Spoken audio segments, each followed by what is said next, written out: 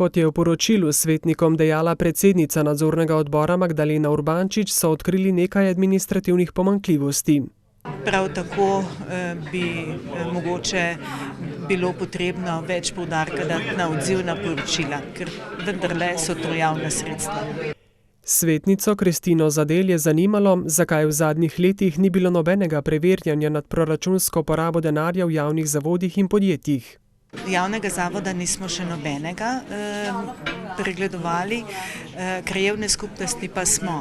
In v lanskem letu, se pravi v letu 2018, ko bi mogli krajevne skupnosti pregledati, so bili volitve na sredi.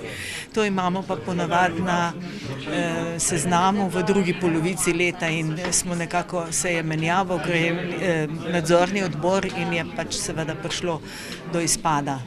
Bo pa nadzorni odbor javne zavode pod drobnogled vzel letos, napoveduje Urbančičeva.